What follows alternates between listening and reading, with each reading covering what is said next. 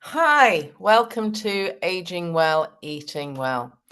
Today I am joined by Roberta Smart. Now, Roberta and I have known each other for a little while now, and we've both got roughly the same sort of background experiences in care. But funnily enough, we met when we were working in funeral services, didn't we? We did. How our lives have changed, and we've ping-ponged from one thing to another. We do that. We might talk about that later, to be fair. Ping ponging from one thing to another. That's very true. Now, yeah, but having said that, you and I, we are to our core absolutely passionate about looking after an aging population, aren't we? Or rather, how they can look after themselves, because it's all about being independent in later life, isn't it? Yeah, absolutely. I mean, we're not getting any younger and we've got our own futures to think about. But most of us of our age, mid-50s, we're looking after older parents or we know people who are older. So, yeah, it's something people aren't talking about and they really should because it's massively important. We've got to have knowledge. We need to know how before we Mm, can. Mm. absolutely. And the word I just almost interrupted you was the word before. I think we're firefighting a little bit too much these days, aren't we? And because our lives are rushed and we're thinking about the here and now, and I'm trying to talk here to the sandwich generation who've got children, but also got parents who are getting older, and just being prepared to cope with what comes next. Really, it's so important, isn't it?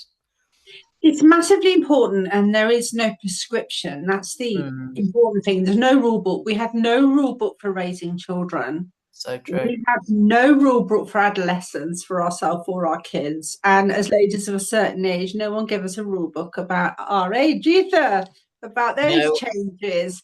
But that's very true. But then the more you listen to other people talking about it, the more you can pick up hints and tips, and just know that you're not alone, which I think is really, really important. And funnily enough, being alone is what we're going to talk about later, isn't it?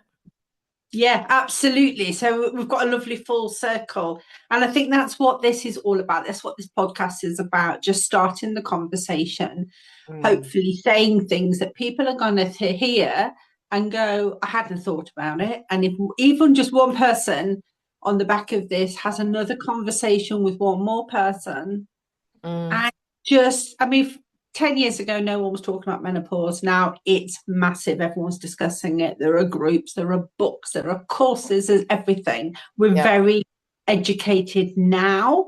Mm, I think we're trying to do our bit for the mm, aging population to start mm. that conversation and, yeah, just get ahead of the curve. Yeah, no, totally agree with you there. It's tricky, isn't it? Because we don't like to think of our parents getting older, and we don't like to think about um, them passing away and life changing dramatically. But thinking about it doesn't make it happen any sooner. I often talk about this. I used to Mm. say that talking about death doesn't make it happen. Just like talking about sex doesn't make you pregnant. It's just you can talk about it, and it doesn't sort of, you're not just bringing it on, are you? You're not manifesting it just by talking about the challenges of later life. That's interesting because you're almost there talking about taboo. Yeah. We, in our society, especially in the Western society, we have taboos. And they're funny things because the very nature of a taboo is that it isn't spoken of. So it becomes the great unspoken. Mm, Don't talk about the thing that happened when you were younger. Don't talk about the thing that Uncle Bertie did. mm, Don't talk about your bad experiences and don't talk about your sex life. Don't talk about money. Don't talk about religion or politics. Don't talk about your elders getting old. You might offend them. Mm, And when you have got loved ones who are at the end of life, don't talk about dying.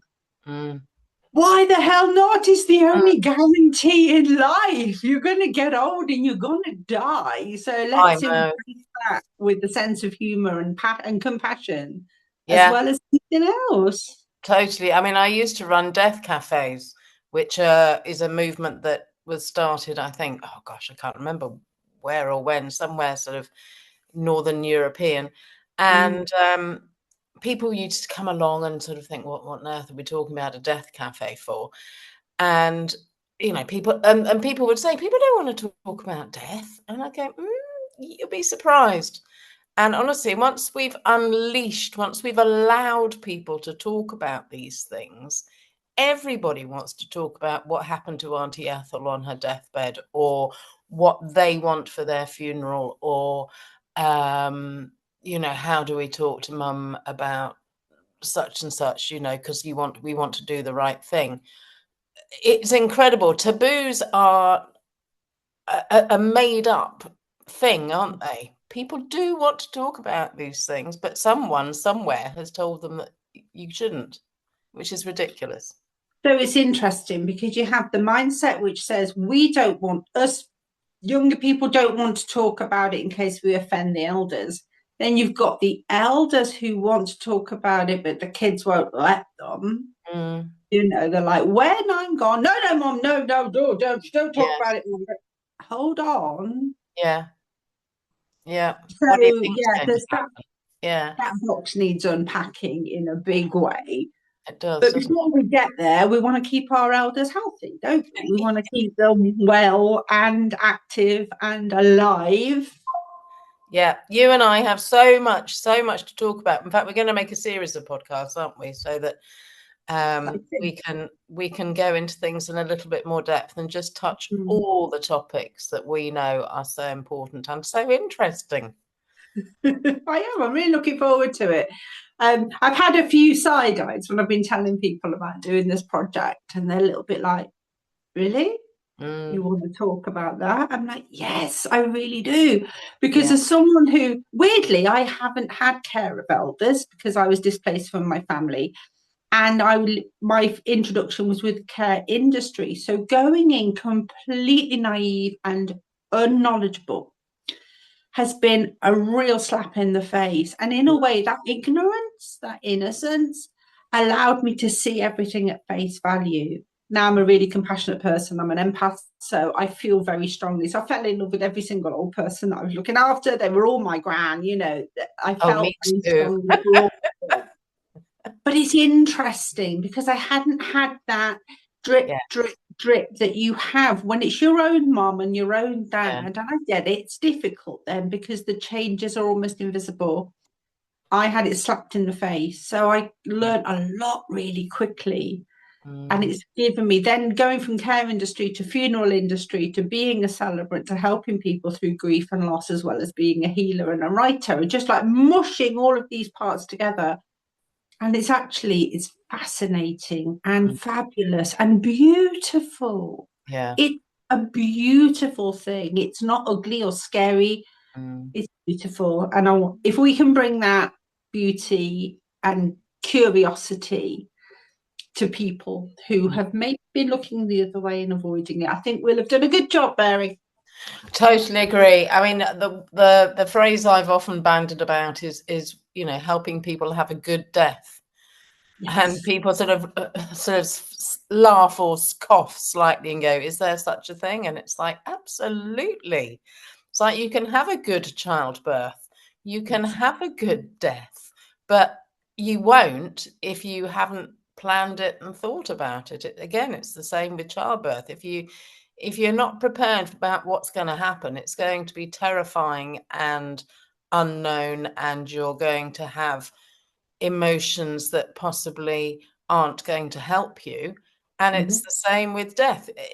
If you're not thinking about it and how you can help somebody have a good death or have one yourself, you're going in blind, aren't you? Absolutely. And there's the person that's dying, and there are the people around them. Yeah. And they've they're all having an experience. Mm. I still want to be a death doula. I still want to do that. That would just be lovely to be the person that's with people at the end to support them through it. But that's a whole other conversation. Well, you know, I did that for a while, don't you? Oh, did Yeah, you? I was an end of life doula.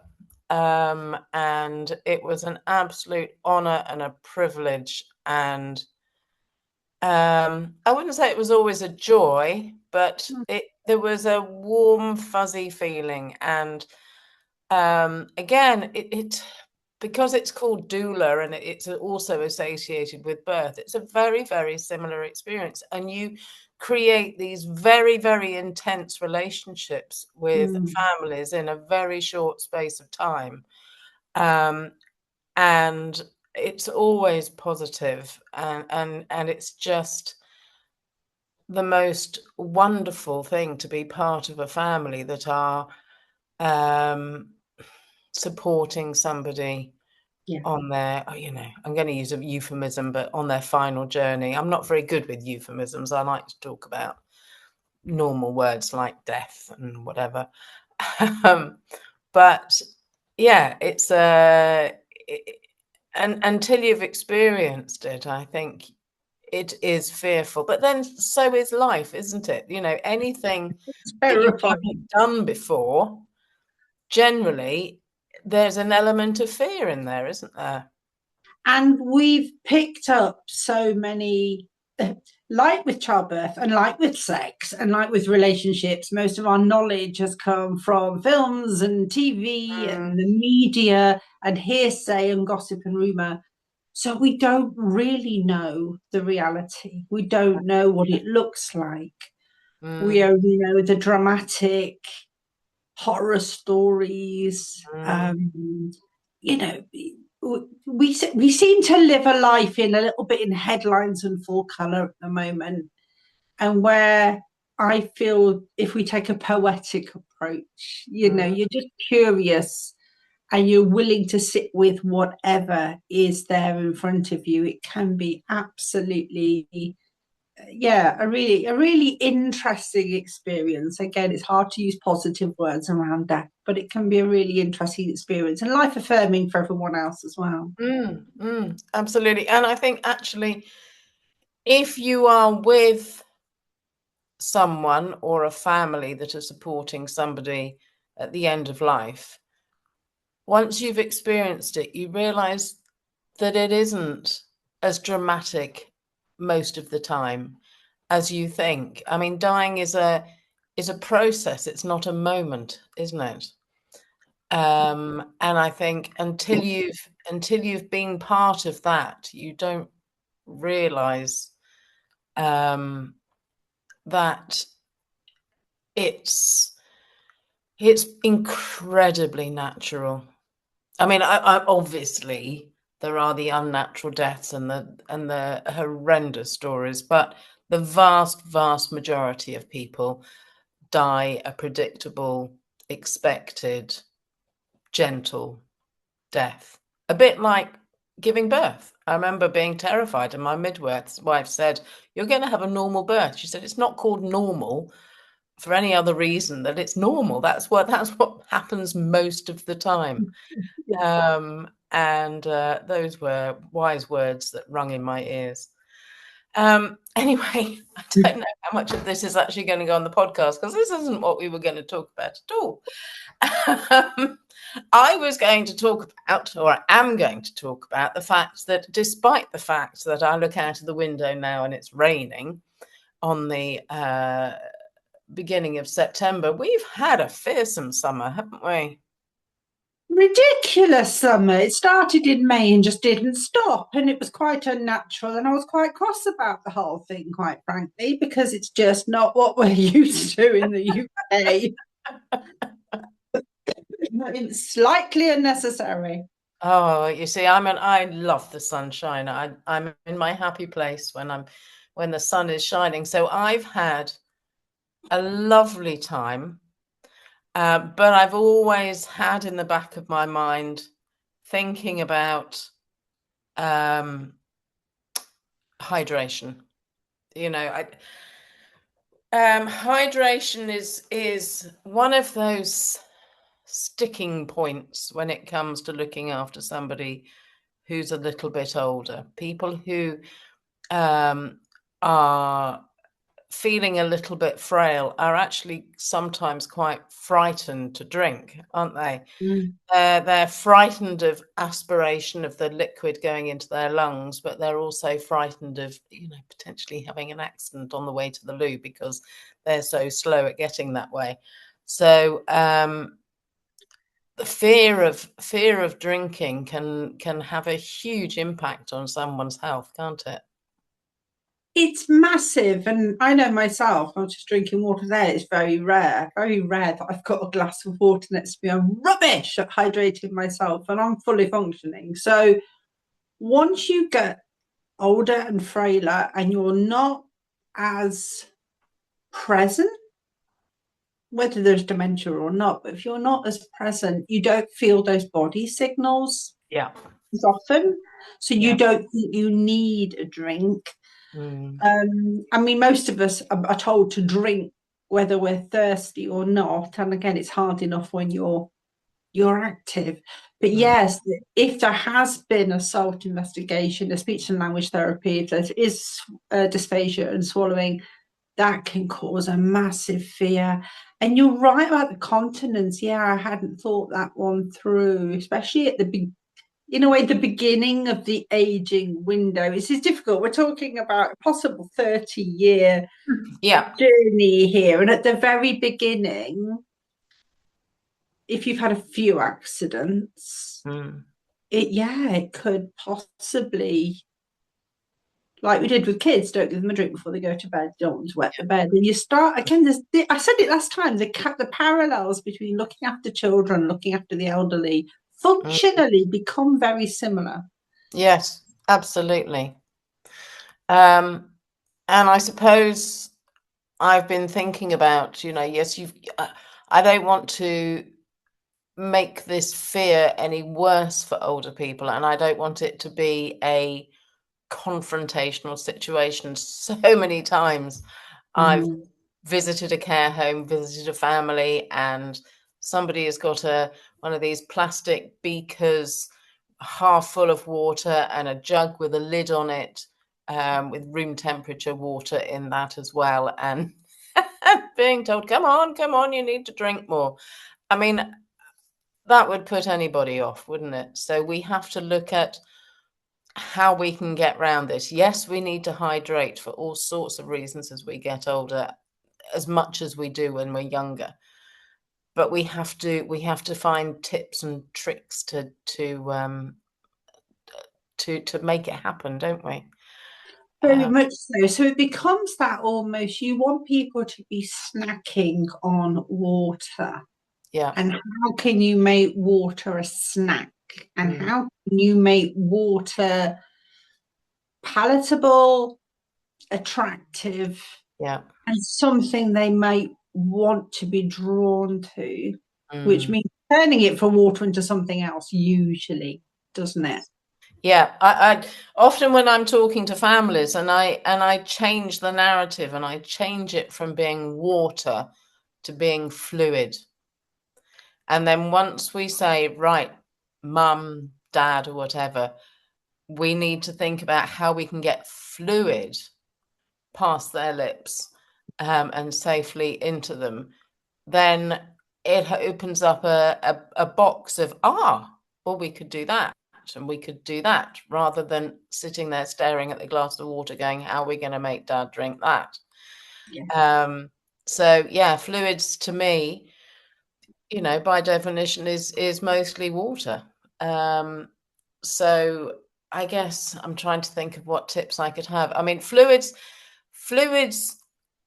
that we eat and drink all the time, but don't even think about it. I'm thinking gravy, custard, ice lollies, especially in the heat, ice cream.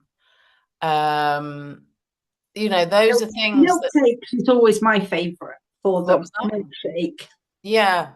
Yeah, these are all things that can add fluid to the body without being a battleground over that glass of water, aren't they? And I think milkshakes is an interesting one. I think they're Marmite.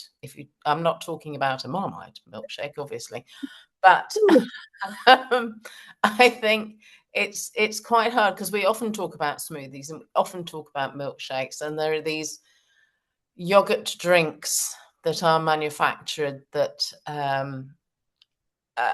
I have a bit of an issue with, but Mm. I always think, if somebody's hit 80, 90 and they're suddenly being encouraged to drink a yogurt out of a plastic bottle, 50% at the very least are going to go, not on your Nelly am I going to drink that. I've never had one and I have no intention of doing it now, and it smells and tastes disgusting. Yeah.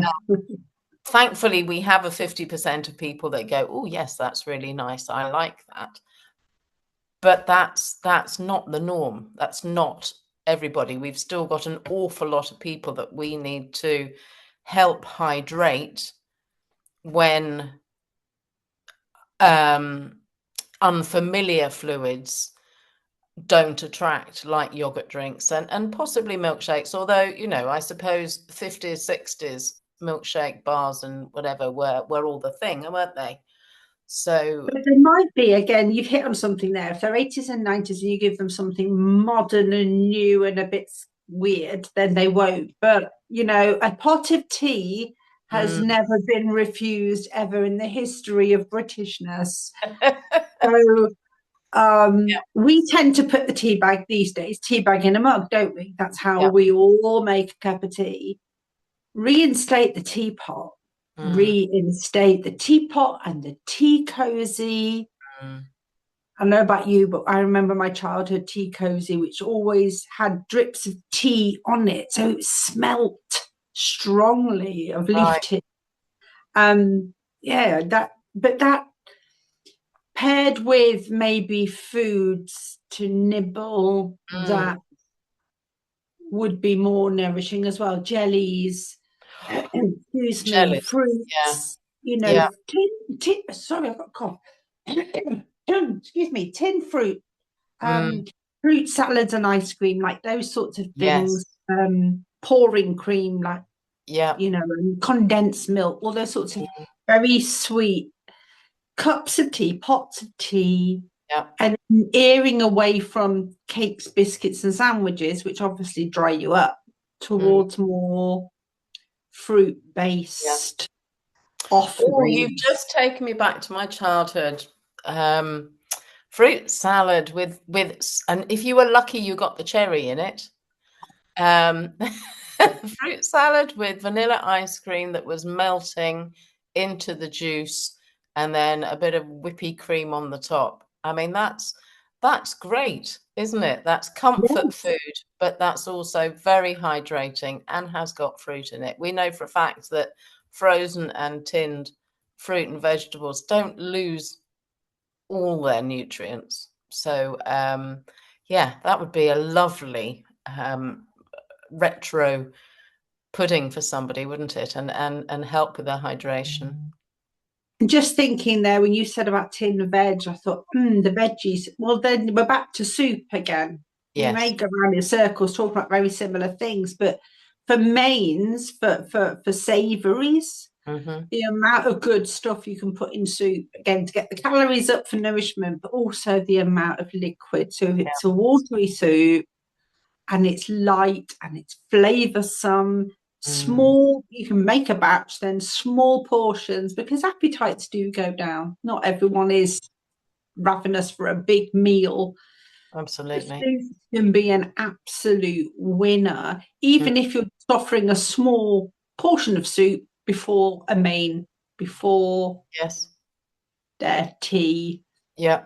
a bit of soup in a cup, even in a mug. Yes. You know, it might be another good way of having that additional liquidy offering just to keep the liquids going. Definitely. Definitely. So I think so sum up what we've been talking about. So helping older people hydrate, we need to talk about fluids, not water, Yeah. perhaps. we need to look at all the other things that are high in fluid. So you mentioned a cup of tea. I mean, if you're worried about the diuretic point of tea, then you can have decaf tea or decaf coffee. What else are we talking about? Fruits, ice creams, ice lollies, tinned fruit, watermelon, soup, custard, gravy. If it's a liquid, it's got water in it 99.9% of the time, hasn't it? Absolutely. And just making that almost the main of your meal, focusing on the liquids and the hydration parts of your meal and taking the focus off the carbs. I think that's probably just a shift in approach. Yeah. Whereas we tend to rely quite heavily on, sandwiches and potatoes and all those sorts of carby things. Just to make a slight shift away from carb, I think proteins are still massively important and always will Yeah. be, but making liquidizing and having liquid and access to liquid. Hey, the other thing, we have an amazing range of alcohol-free products now that we Yes. never used to have. So if they Yeah. like a beer, they can have a Yeah. beer. Yeah. Yes, it's sugary, yes, it's hoppy, but it's not necessarily alcoholic. Not that I judge, you can have your alcohol if you want it. But for hydration, maybe alcohol is a bit of a misnomer. So your alcohol-free Yeah. wines and beers, and of course these wonderful fruit juices now, these gorgeous cordials. I mean, yeah, this is the other thing. This is new from the age range that these people have come from, where it was just orange squash. We've got Mm. these beautiful, fresh pressed Mm. and pink lemonade and rose and all these different flavors. So the opportunities to make very, very tasty sweetened waters is Yes. probably really working in our favor for this right now. Yeah, absolutely. Yes. I experiment with all sorts of squashes. Um, yeah, and I think that was brilliant what you said about alcohol-free um, beers and wine and gin and tonic. If Yeah, it's alcoholic, you can get a non-alcoholic version, can't you? yeah. Pretty much. And And what so a many fantastic way new, of relaxing and just living life as you did, but in yes, a new way. yes, absolutely. And I think it's one of the highlights of the modern world. We've got a lot of very creative food industry people that are making new products, new ideas for foods, new flavors, which we can all turn to our benefit, really. Definitely. And I think with everything that I say, it's all about trial and error, isn't it, as well? If you're worried about your mum and she's not drinking, try her on an alcohol-free lager, and if she doesn't like the alcohol-free lager, try the alcohol-free wine, or if she doesn't like orange squash, as you very rightly mentioned, there's rhubarb and raspberry, I think I'm on Mm. at the moment. There are squashes that taste fantastic, as well as fresh pressed fruit juice that we would never have had, pomegranate juice, and you can make cocktails, mocktails. Life can be just as fun doing all that, making sure somebody's hydrated, even And if. what an amazing new hobby for an older person. Mm, Become a mixologist. yes. I'm just thinking about someone going into residential, not necessarily care home setting, but they've gone into that residential setting where they're living in a community setting. They've got their lovely lounge and they're living with other older people because that's what they need to do. Imagine being Uncle Fred becoming top mixologist in the Yes. care home. Yeah. And when they all come round to his room, tapping on, I watched the Thursday Night Murder Club recently, so I'm having grand visions of amazing care facilities now. But all going round to Fred's on a Thursday night, and he's whipping up rhubarb and ginger with sparkling water and Mm, fancy ice cubes in fancy glasses with music playing. a whole new world could open up because of what Absolutely, we put out there. absolutely. And what a way to to mix as well, to get away from the loneliness. Um, I think one of the problems with not drinking and not eating particularly well Mm, is being alone. And just going out and joining a group like that is amazing. I know that, again, when I talk to families, I quite often encourage them to think about how somebody could join a group. And sometimes it becomes quite complicated, and you have to think about lifts there and, um, you know, uh, the idea that, well, there's indoor bowls, I suppose, um, and the WI, both of which are great institutions. I'm a big fan of the WI, but there is so much more if that doesn't float, as you say, Uncle Fred's boat. There are it's little important, old isn't it? walking groups or things Yes, that lots of people on their own join in with, and it's about encouraging somebody to go outside and get that fresh air, get that exercise, but also to eat and drink in company. absolutely. And it's interesting because we're focusing on an aging population. That's our general topic. But I Mm. have been made aware recently through various articles and headlines, there is a loneliness epidemic, full stop. Yeah. People of our age and younger have Mm. come away from, even as young, they've come away from uni, they've moved for jobs, they're not near family or relationships broken down.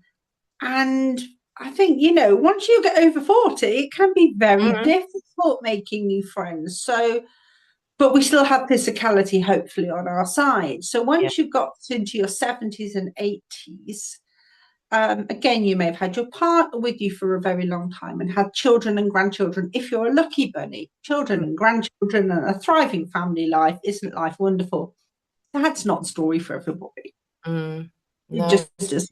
No.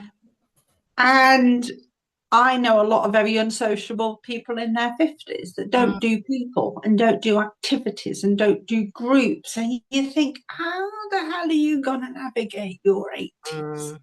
You're It going to is. turn into the person in front of the telly and never leave Yeah. the house. I mean, it is quite daunting. I mean, as you know, about 6 months ago, I moved across the country, Yeah. and I live alone with my two irritating little dogs who are adorable but annoying. Um, and yeah, it even me, someone who's physically fit, reasonably, who's reasonably bright and wanting to get out and meet people. Even I have had whole weekends where I've not spoken to somebody, or sat there thinking, "Oh, what can I do to get to know people?" I can't just shout in the middle of the town square, "Mary's arrived." You know, I might have done it. It's not like the movies, is it? You don't just get off the bus and bump into a handsome stranger at the bus stop, and before you know it, you're whisked away to Paris. Life No, doesn't work like this. And no. you're right. Mm, Um, to that end, I have to say, I don't care what area you are, Meetup yes, online. Meetup yes, is that's a great, fantastic. great resource. Meetup is, yeah, you just go onto that on your phone, and you've got so many different groups in every area, haven't you? Yeah, Yeah, you can put in what your topic areas are, or you can put your postal code in yeah. and get suggestions. And one of the reasons I know Meetup is because here in Cheltenham, I'm part of the improv community, Mm, and all of our events are on Meetup. So very often we do workshops where people come and join in and work with us, and we also have performance nights once a month. They're always put on Meetup. So the number of brand new people that we've never seen before that walk through the door to have a drink and sit down and watch mm, us and then talk to us about maybe joining us or just getting to know us.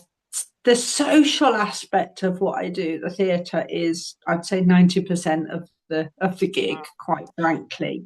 That's Performing that's by the by. fantastic. That's so good. And that, again, when you're sitting down and thinking, right, what can I go and do as a single person, either young, middle, or old? You off the top of your head, you think of the same old, don't you? Mm. Um, but yeah, there's so many things for single people to not feel uncomfortable about joining. There Um, is now, you there's a go lot to going watch some on. comedy, but with an improv group, or I've just succumbed to. I've just started playing golf because it's something that I can do on my own. I can go to the driving range.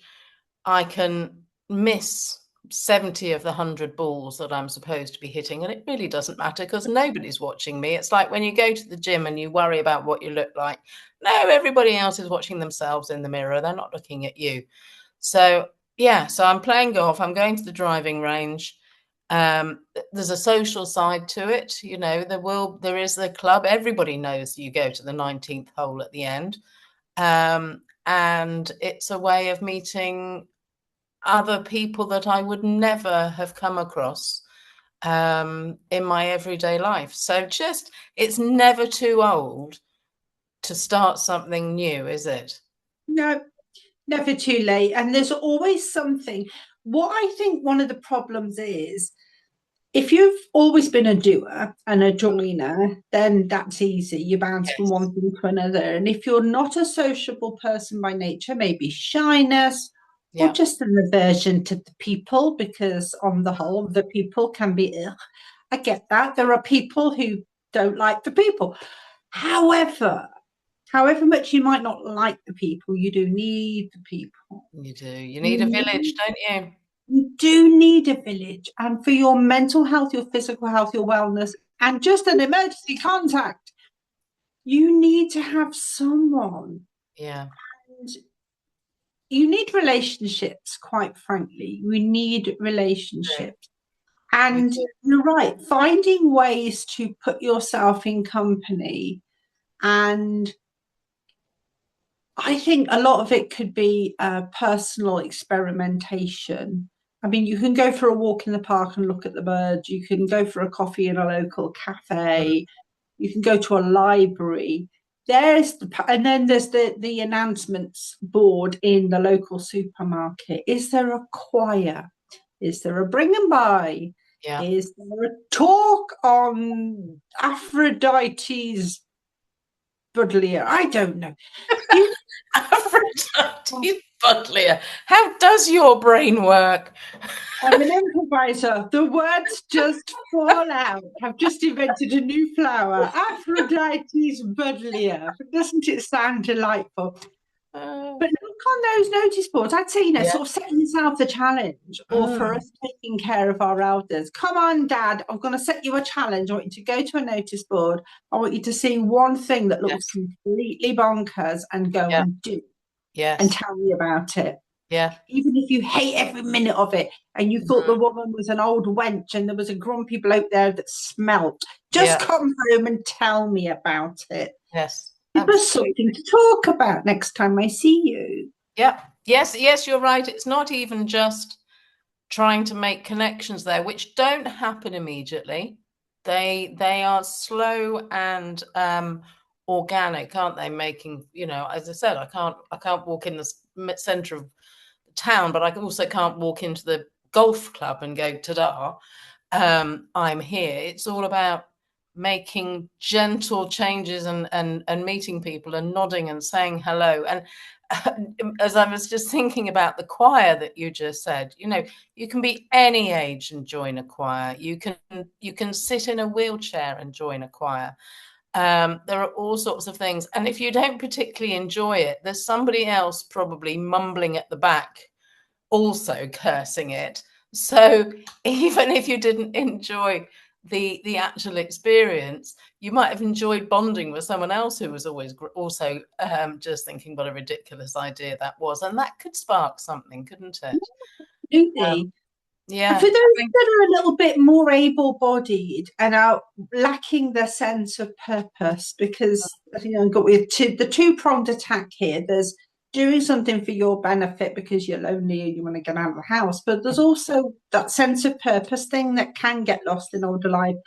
The volunteering, Mm. thinking of it like, what can I still do? Yeah. And who could I do it for? Yes. And I've often thought of this. I mean, we have our care homes and our residential homes, and we're all, wherever we go, we drive down the street, you're going to see hundreds of them. Are they open to the public? Could Uncle Fred, who lives in his own house with his dog, pop along to the local care home and say, look, I'm a dab hand at Mm. fixing the Mm. planting the bulbs. I've noticed your hedge needs, I don't know. Mm. But if you've got something you know you can do or you have a knowledge of, there is someone somewhere that needs that doing and would Yeah. love to have it done and not have to pay Yeah. for it, Yeah. quite frankly. Absolutely. I mean, I think we do. Maybe we don't as we age so much, but we do worry about what other people think, and we do worry about rejection. But just when you're saying about that, I mean, I know that my local care home has coffee mornings, has a coffee morning, I think, every fortnight, um, expecting people on their own to turn up, expecting you to, not really be sure of your surroundings, and the wealth of friendliness and inclusion is just lovely. And I think, again, if we're going right back to our passion, which is supporting older people, how can we encourage dad to stay independent, but also to be codependent with other people as well? As you say, so he can keep an eye out for them. He will turn up if he will notice if Jeffrey hasn't turned up this Wednesday. Where is Jeffrey? What's happened to Jeffrey? But also he will know that if he doesn't turn up, Jeffrey will go, "Oi, where's old so and so?" And I think Absolutely. that's really, really important. And as well as that, in these situations, there will be food and drink on offer. So if you go to a coffee morning something, you are eating and drinking in company. And we know statistically, it's been proven over and over again that you eat more and you eat better when you're eating in company. Yes, absolutely. The the joy of sharing, Mm, it's sharing a grumble, whether it's sharing opinions. Um, One of the things I tend to do, and I find it very easy to meet people, but I tend to take an active interest in them. So I talk to shop assistants, I talk to people that work in charity shops, and when I go in, or independent businesses, this is my favourite. When someone set up a new business, I'll go in, look around, and go, "Is this yours? Did mm, you've built this? How mm. did you how did you get here? Oh my God, was it hard? How did?" And straight away I start, next time I'm in, they know who I am. Hi, there you Oh, are there's the again. nosy one. Yes, but But there's a lot you're to right. be said for It it. makes people feel valued, doesn't it? If you show an interest as well. Yes, and I think that's the thing with, again, encouraging our elders not to think about themselves as in this victim Mm, state. Who wants me? Who wants to be yeah, bothered with me? yeah, Well, who are you bothered about? Take Elsie's paper round for her. Check the lady three doors down. yeah. Notice she's got a lot of apples on her tree. Does Mm, she want them picking? I mm, don't know. It's about being a bit cheeky, yeah. getting over yourself a little bit. Mm, And I think, not projecting too much, but to not encourage our elders to become royal and sit on a throne and expect to be waited mm. on. Yes. The feet Yeah, on the absolutely. ground. The the skills and the knowledge that people acquire throughout their life can still be shared in your 80s and 90s. I mean, I've got this image in my head of where I used to live, and there was this wonderful woman, and she would help. It's not Meals on Wheels anymore, and I don't think the WRVS do it anymore. But there's still sort of home delivery food, and she would go and I'm going to go and feed I'm going to go and help deliver food to the old people in the village. Well, she was older than probably 80% of the people that she was delivering to, but she didn't see it. She just like, well, yes, I'm going to go and help the old people. So, we are as old as we feel, but we also, we have got things that we can offer, even if we're not as mobile or our brain isn't as fast as it used to be. Just being a companion for somebody else, being there, knowing that next week you'll be sitting next to Jeffrey again, and Jeffrey will be thinking he's sitting next to you next week. It gives you something to look forward to as well, doesn't it? Yeah, absolutely.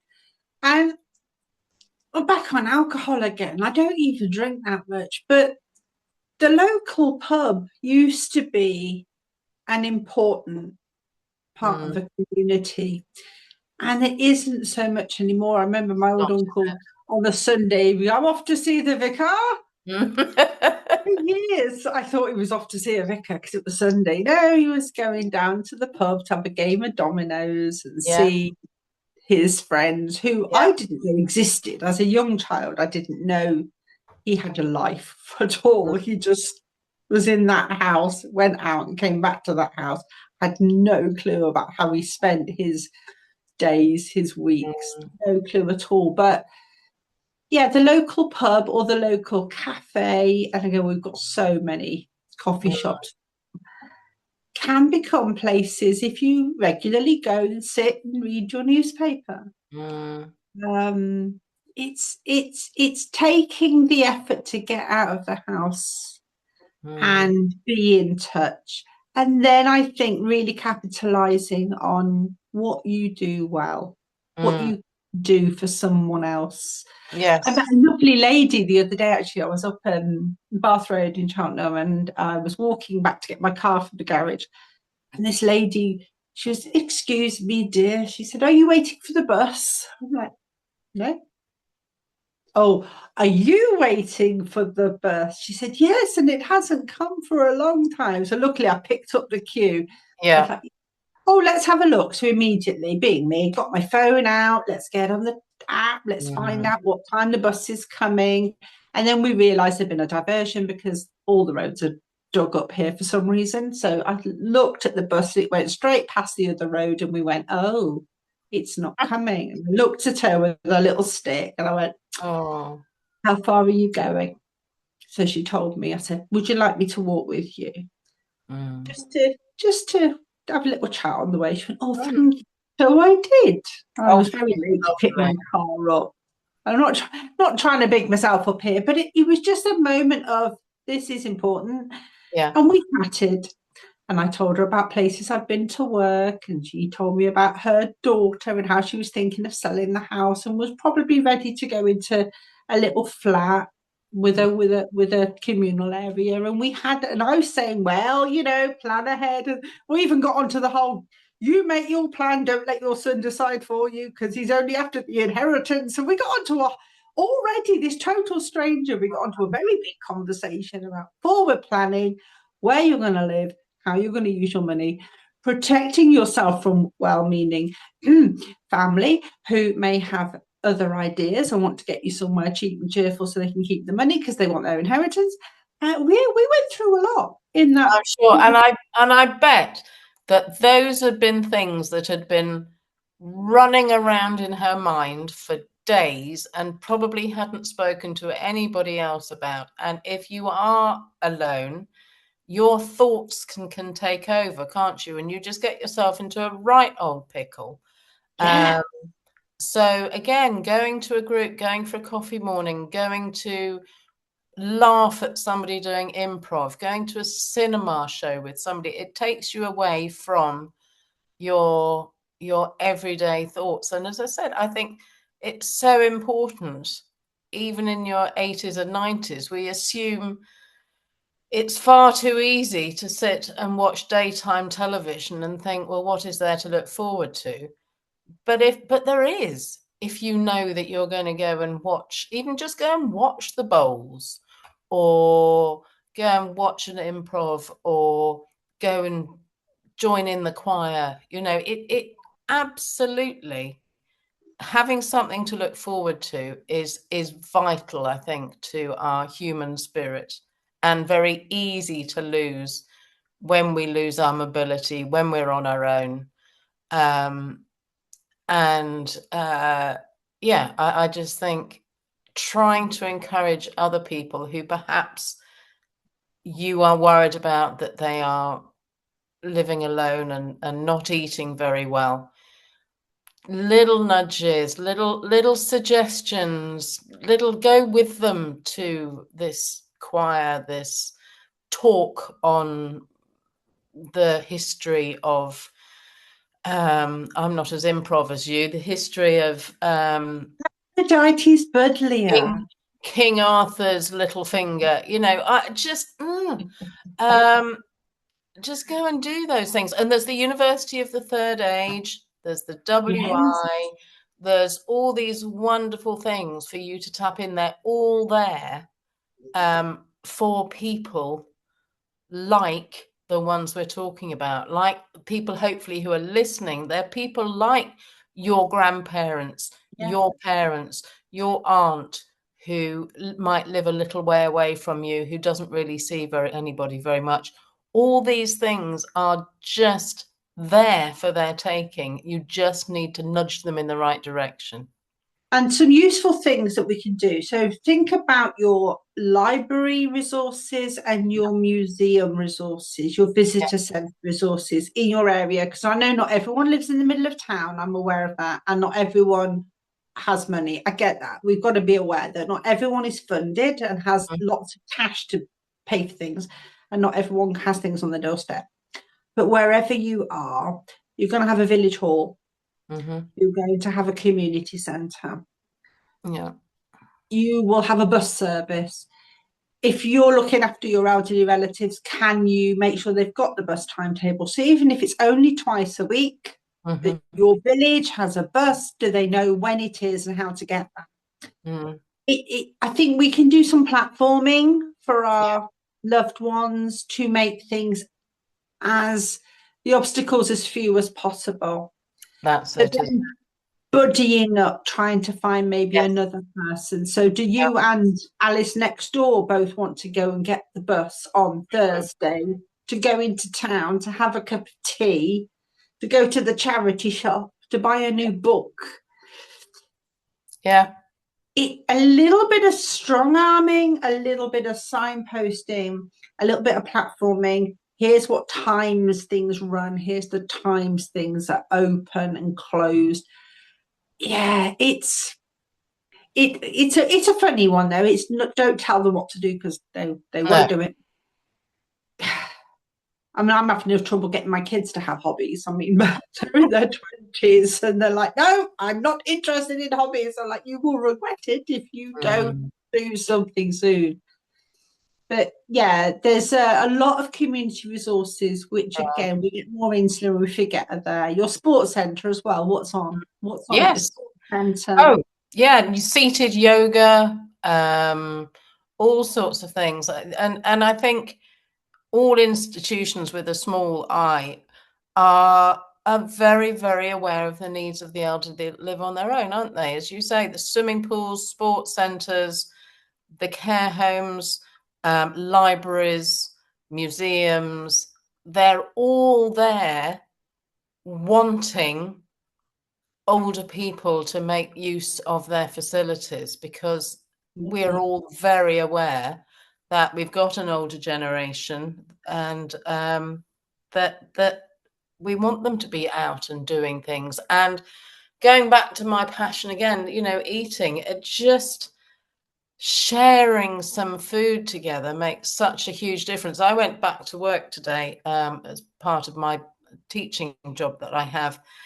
And I'd made a pact with myself that I wasn't going to eat snacks and I was going to have a healthy lunch. Well, out came this chocolate cake at 11 o'clock, didn't it? And I was just bowled over by peer pressure and my own internal system going, you want to eat it, which I wouldn't have done had I been on my own and not done that. And that's kind of not necessarily a positive thing, but if you're worried about an older person who's not eating very well, turn that into a positive, and they will go to this coffee morning and they will go and have coffee and walnut cake, and maybe a scone and a cup of tea, if not another one. And that's them sorted for their 11s. I just think it's eating and drinking together is, you hardly notice you're doing it. It stops becoming a battleground.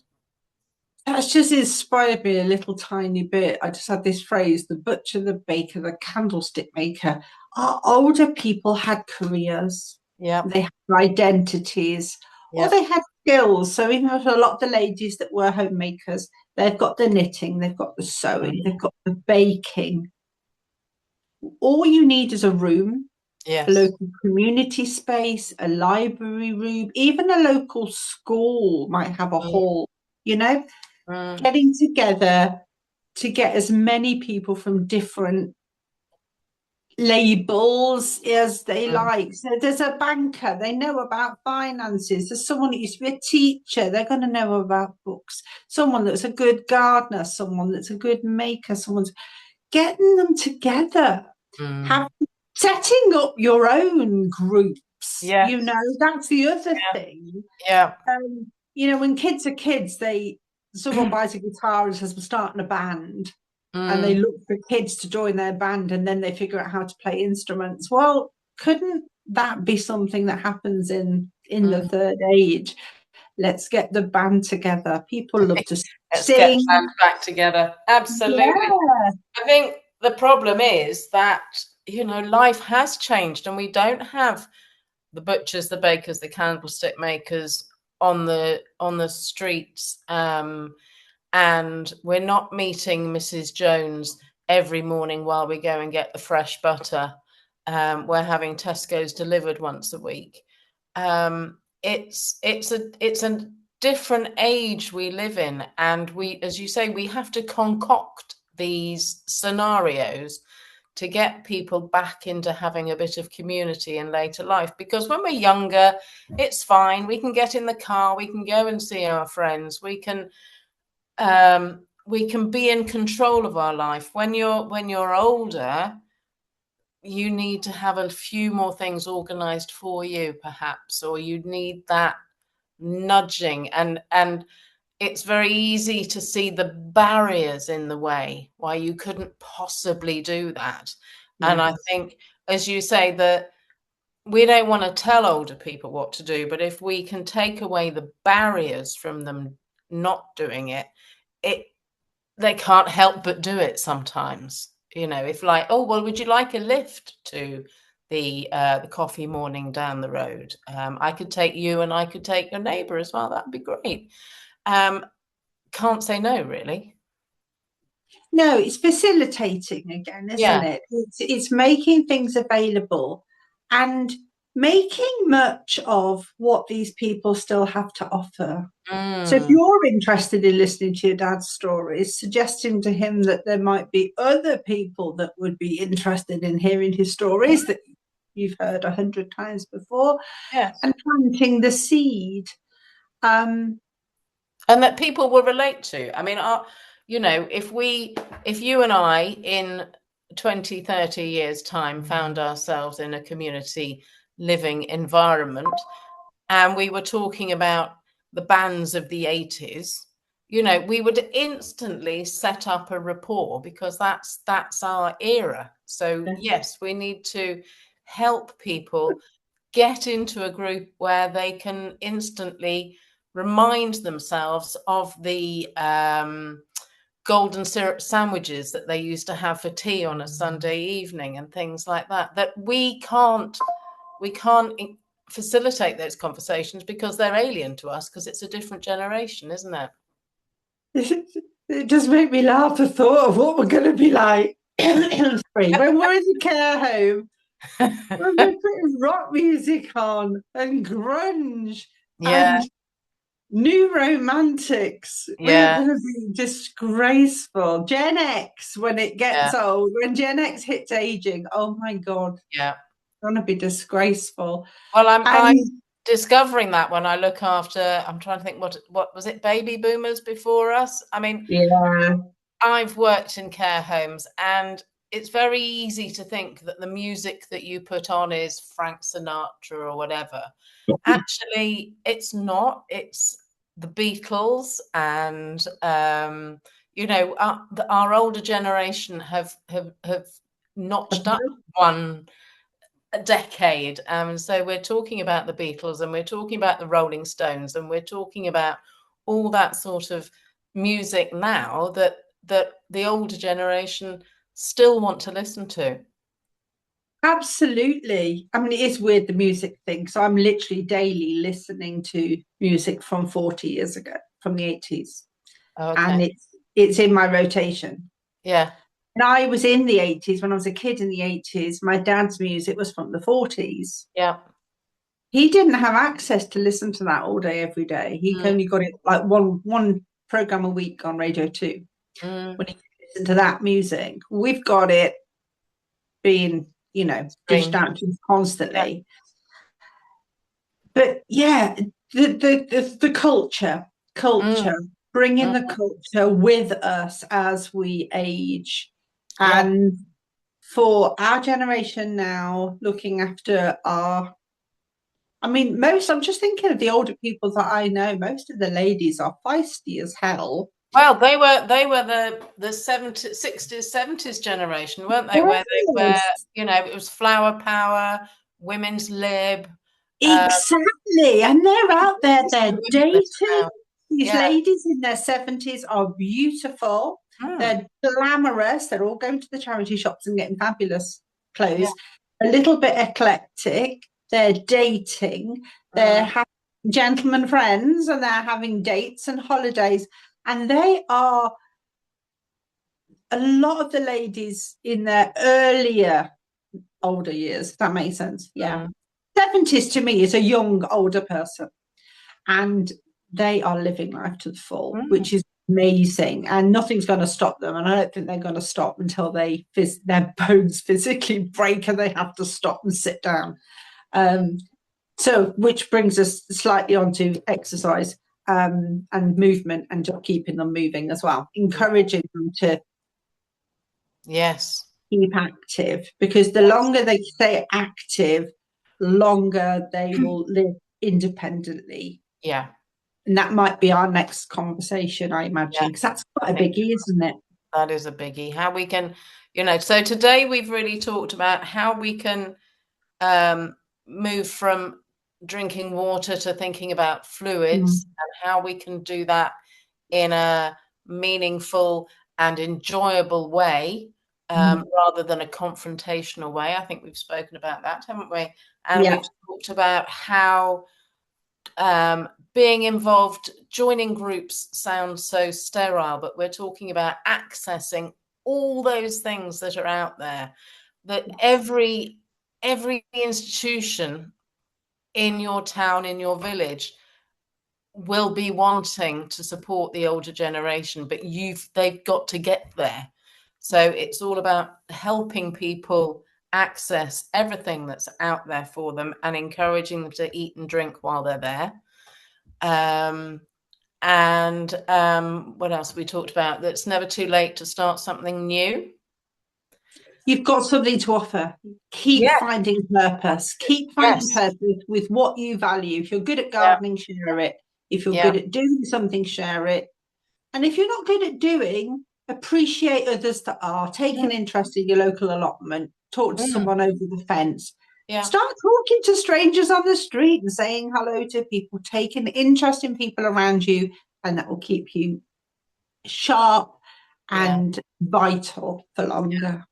And I think whatever age you are, whatever you've done in your life, whatever stage you're at in your life now, you can help someone else. Yes. Even if it's just, as I said, sitting next to them, listening to their stories, or knitting with them, or anything. There is always something that you can offer somebody else, and that gives you purpose, and that gives you something to look forward to, and it's human nature. On the other hand, if you want to be grumpy and solo and whatever, we can't stop you doing that. It's still your choice. But I think human nature gets so much pleasure out of helping other people, out of achieving things, even just a pat on the back saying, oh, Eileen, that's a beautiful sponge cake you've brought today. Things like that. We still need that, what's the word, affirmation, don't we? We still need to help other people, and we need positive feedback. And I think that's really important for the human spirit. Random acts of kindness. They're not just Mm. us to give to the elderly, but the elderly can start giving them to each other. Do a Absolutely. random act of kindness every day, and you'll have some purpose in your day. Yeah. Even if it's just saying thank you to somebody and showing Yeah. some appreciation. Yeah. Yeah. I think it's a lovely thing, and it is very, very easy to stay in and watch daytime television because it's all there on tap. You don't even need to get out of your chair these days, do you? You don't need to go and get your shopping. It's delivered to you. You don't Yeah. need to make a meal with meat and 2 veg because it's all in a microwave meal. It is very easy to become incredibly inactive, to become incredibly lonely, and think that you're being self-sufficient, where actually your quality of life would be so much better if you were out just doing the odd little thing now and then. Well, it used to be you go to the shop to get the paper. I think that used Mm. to be the daily paper Yes. routine used to be quite a big one. Yeah. Um, Yeah, and my auntie used to go to the shop every day for food. So she didn't Mm. have a freezer. She only had a little fridge with a little freezer box and a larder. So Mm. she'd get on the bus and go into town with a shopping bag and get the shopping and bring it back in. It was these routines of Yes. survival that Yes. actually kept people alive. And you're Yeah. right. I And mean, it's like Wally, where everyone's just sat there getting yeah. fatter and they're fed and they've got screens. It's literally killing us. Yeah. The sedentary, easy life is killing Mm. us. Mm. So stop taking the easy way out Yeah. and creating little planners, little routines. And this is something we can do. We might go off on Mm. another one, but we can do for our elders a little grid, a little planner, a little list Yeah. to do, top tip, Mm. something they can tick off, Yeah. something that they can feel that they've achieved. And just tiny steps as well. You don't need to suddenly go out and be the life and the soul of the party No. if that's not your bag and how you feel comfortable. But just going and watching and listening, um, something is still getting you out into a social situation. And have a Brilliant. drink while you're there. Have a drink, alcoholic or not. Roberta, thank you so much. It's been an absolute pleasure as always, and I'll see you next week, and I'm sure we'll talk about something else to do with helping older people live uh, better, I suppose. That sounds judgmental. I don't mean it to be that. I suppose to live um, happy, Happily and happier. healthily. Yes. Yeah, absolutely. And also, if you know that your mother's going to go to this group and that group this week, it takes the pressure off the sandwich generation too, because it's not just your responsibility to go and talk to mum once a week, because she's now actually living a better social life than you are. So rude. All right, talk to you soon. Take care. Bye. Bye. Bye.